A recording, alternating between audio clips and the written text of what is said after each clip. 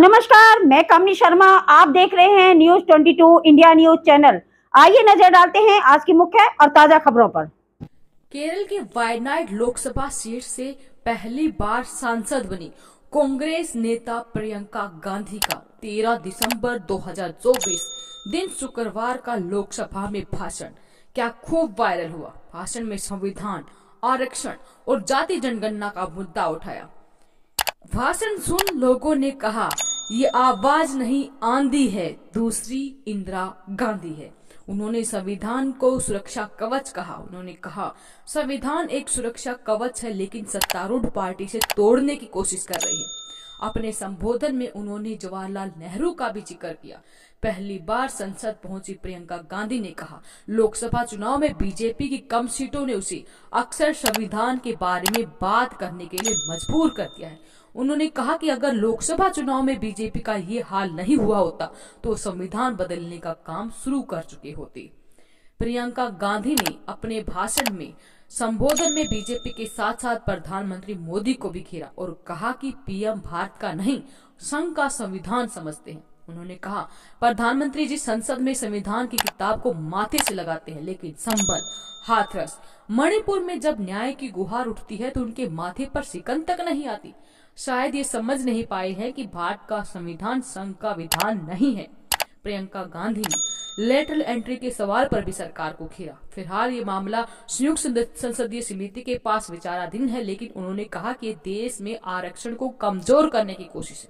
उन्होंने देश में जातिगत जनगणना कराने की अपील की और कहा कि इससे हर नागरिक की स्थिति का पता चले, उसके मुताबिक ही नीतियां बनाई जा सके। उन्होंने कहा कि देश में जब पूरा विपक्ष जाति जनगणना की मांग कर रहा है तो लोग यानी कि बीजेपी मवेशी और मंगलसूत्र चुराए जाने की बात कर रहे थे। यही नहीं, उन्होंने गौतम अडानी पर भी आरोपों का मुद्दा उठाया। उन्होंने कहा कि गौतम अडानी पर यहाँ पर आरोप लगे हैं। सरकार अडानी पर अमेरिका में लगाए गए आरोपों पर संसद में बहस कराने को तैयार नहीं है, क्योंकि मोदी सरकार आम आदमी नहीं बल्कि बड़े बड़े उद्योगपतियों के हितों को आगे बढ़ा रही। उन्होंने कहा, सरकार ने सब कुछ इन उद्योगपतियों के हाथों में बेच दिया है। देश देख रहा है कि एक शख्स को बचाने के लिए सरकार 1 अरब 40 करोड़ लोगों की अनदेखी कर रही है। एक शख्स को सारी संपत्ति, सारी बंदरगाह, सारी सड़कें, सारी खदानें दी जा रही है। प्रियंका गांधी ने देश में ईवीएम से चुनाव कराने की बजाय बैलेट पेपर से चुनाव कराए जाने की मांग की है। उन्होंने कहा, बैलेट पेपर से चुनाव कराकर देखिए, सच्चाई सामने आ जाएगी। दोस्तों, आपको प्रियंका गांधी के भाषण में कहे गए वाक्य कैसे लगे? वीडियो के कमेंट बॉक्स में अपनी राय जरूर दें। वीडियो अपने साथी दोस्तों के साथ जरूर शेयर करें। धन्यवाद। जय हिंद, जय भारत। आज संसद में बैठे हुए सत्ता पक्ष के मेरे साथी ज्यादा से ज्यादा अतीत की बातें करते हैं। 1921 में क्या हुआ, कब हुआ, नेहरू जी ने क्या किया। अरे वर्तमान की बात करिए, देश को बताइए आप क्या कर रहे हैं, आपकी जिम्मेदारी क्या है। कि सारी जिम्मेदारी जवाहरलाल नेहरू की है। अध्यक्ष महोदय जी, ये सरकार आर्थिक न्याय का सुरक्षा कवच तोड़ रही है। आज संसद में बैठी ये सरकार बेरोजगारी और महंगाई से जूझ रही हमारी जनता को क्या राहत दे रही है। कृषि के कानून भी बड़े बड़े उद्योगपतियों के लिए बन रहे हैं। सही एमएसपी को छोड़िए, डीएपी तक नहीं मिल रहा है।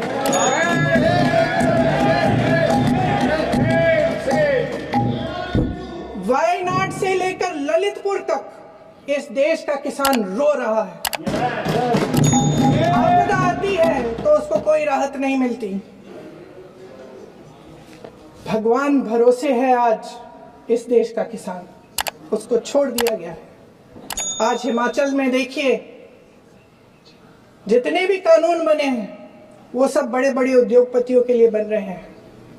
हिमाचल में जो सेब उगता था, उसके जो छोटे छोटे किसान हैं वह रो रहे हैं, क्योंकि एक व्यक्ति के लिए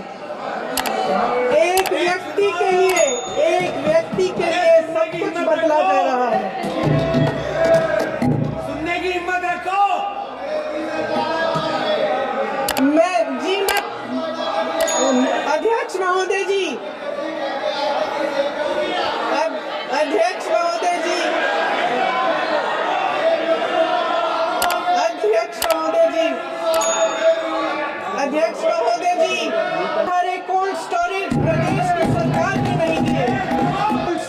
आज आपकी सरकार ने दिए हैं। देश देख रहा है, देश देख रहा है कि एक व्यक्ति को बचाने के लिए 142 करोड़ देश की जनता को नकारा जा रहा है। सारे बिजनेस, सारे संसाधन, सारी दौलत, सारे मौके एक ही व्यक्ति को सौंपे जा रहे हैं। सारे बंदरगाह, एयरपोर्ट्स, सड़कें, रेलवे का काम, कारखाने, खदानें, सरकारी कंपनियां सिर्फ एक व्यक्ति को दी जाए। जनता के मन में हमेशा ये विश्वास होता था कि अगर कुछ नहीं है तो संविधान हमारी सुरक्षा करेगा, मगर आज आम लोगों के बीच ये धारणा बनती चली जा रही है कि सरकार सिर्फ मुनाफे के लिए चल रही है। देश में बहुत तेजी से गैर बराबरी बढ़ रही है। जो गरीब है वो और गरीब हो रहा है, जो अमीर है वो और अमीर हो रहा है। इस सरकार ने आर्थिक न्याय की भी सुरक्षा कवच तोड़ दिया है।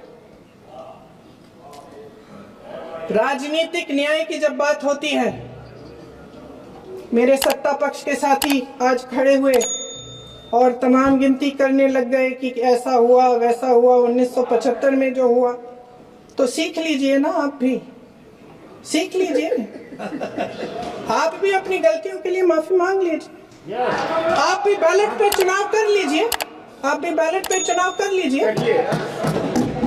दूध का दूध, पानी का पानी हो जाएगा। आप राजनीतिक न्याय की बात करते हैं, सरकारों को पैसों के बल पर गिरा देते हैं।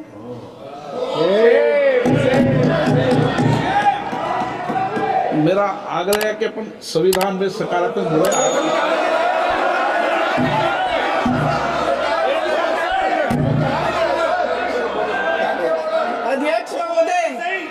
अध्यक्ष महोदय, सत्ता पक्ष के हमारे साथी ने एक उदाहरण दिया उत्तर प्रदेश की सरकार का, तो मैं भी एक उदाहरण दे देती हूँ महाराष्ट्र की सरकार का। मैं भी एक उदाहरण दे देती हूँ हिमाचल की सरकार को तोड़ने की कोशिश किसने की, पैसों के बल पे की, गोवा की सरकार। तमाम उदाहरण। क्या ये सरकारें जनता ने नहीं चुनी थी? क्या संविधान इन पर लागू नहीं था? पूरी देश की जनता जानती है कि इनका हंसती है, जानती है कि इनके यहाँ तो वॉशिंग मशीन है।